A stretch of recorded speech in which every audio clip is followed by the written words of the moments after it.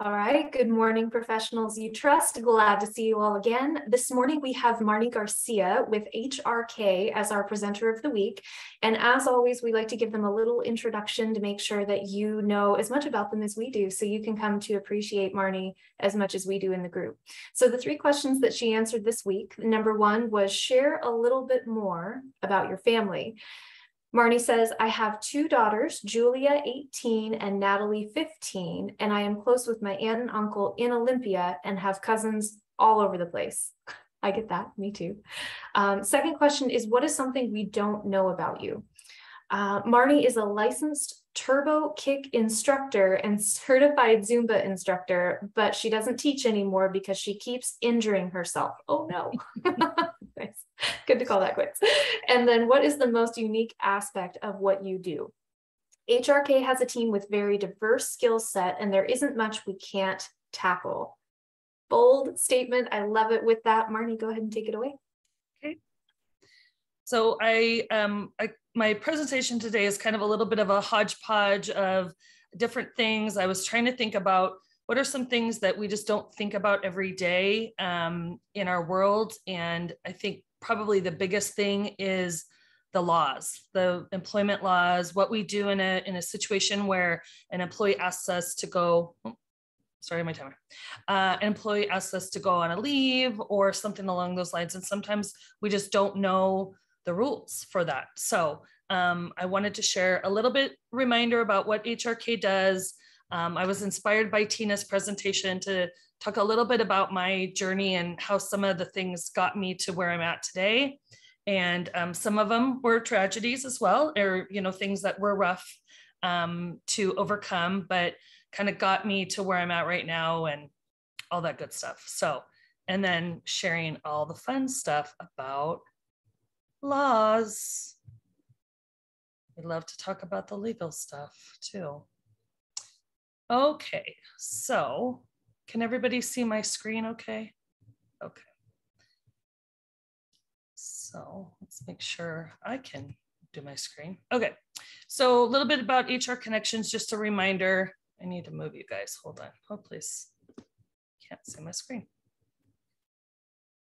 A little bit of a reminder about HRK. We provide our clients service and support. We do HR, talent acquisition, staffing, bookkeeping. Some of the how talent acquisition differs from staffing is we help like relief staffing for veterinary clinics, and then talent acquisition is like finding top talent, presenting them to companies that need help, and kind of going from there. So Mia White is the owner. She was on the call a couple of weeks ago. She's been in business since 2004. She started it with her dad when her kids were little and needed to have a flexible job. And so we take a real hands-on approach to what we do and provide scalable services. We kind of make everything fit to what our client wants. This is taking so long to get to the next screen. Oh, please. There we go. Okay, so I want to talk a little bit about myself. It's very hard for me to talk about myself, but I wanted to share a couple of things. So I grew up in Spokane. As soon as I graduated, I headed as far as I could from Spokane and went to Spain, lived with a family there. I went to high school. I did my senior year for a second time. And in Spain, the teachers move classes. So I was with the same 30 kids for the whole entire year. And then the teachers move around. And so it was a very different experience. It was very stressful. I learned how to speak Spanish very quickly. And so I'm a little rusty right now, but I did try to keep as much of it as I could. When I came home, I went to Wazoo and studied sociology and Spanish. I was really involved in my sorority. And now it's kind of fun to see all of my friends' kids going there and going through the same experience that I did.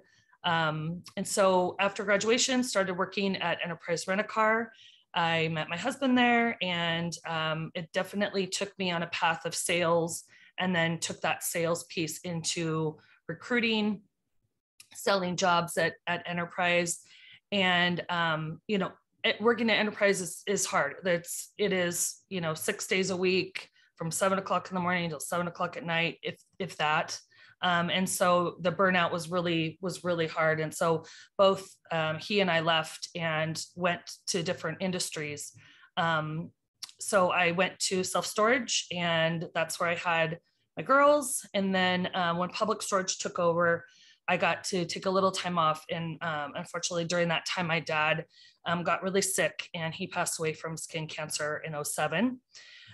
So that piece of it is a big piece, because I really had to like care for my mom. I'd never really been, you know, it was always my mom and dad kind of taking care of each other. And then it was just like my mom and I, so, and my girls, and somewhere in there, I got divorced. So there's that added a little, you know, a notch to the struggle as well.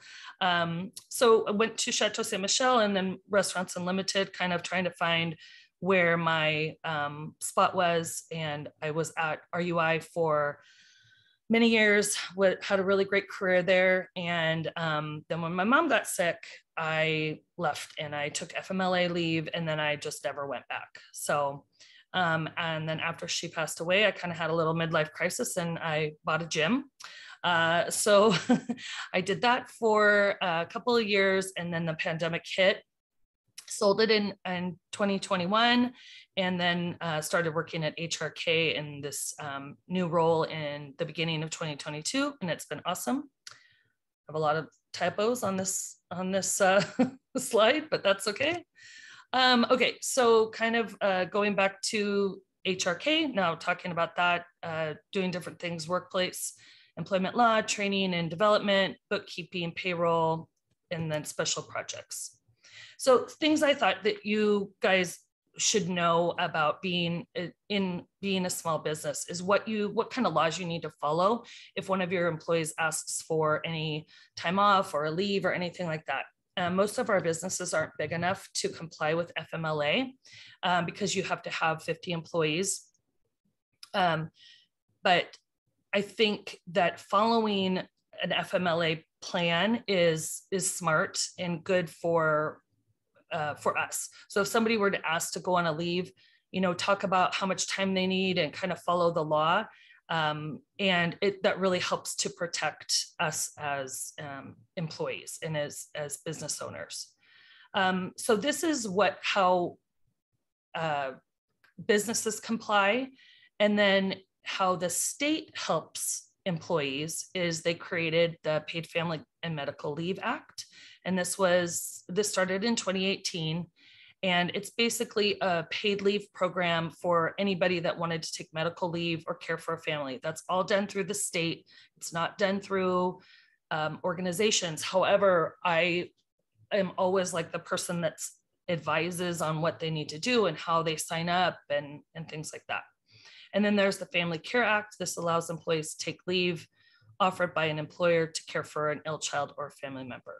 So Washington and Seattle both have specific sick paid leaves as well. And almost all employers in Washington state must provide some sort of paid sick leave to employees. And especially within the Seattle limits, they have their own requirements.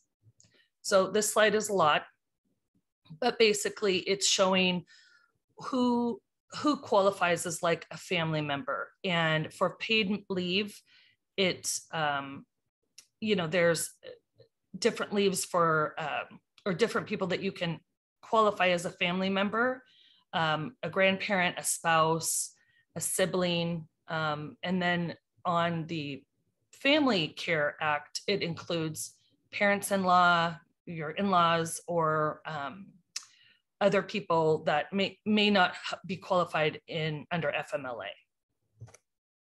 Okay, so more we should know. Washington is an at-will state. That means that we don't have to have a reason to terminate anyone.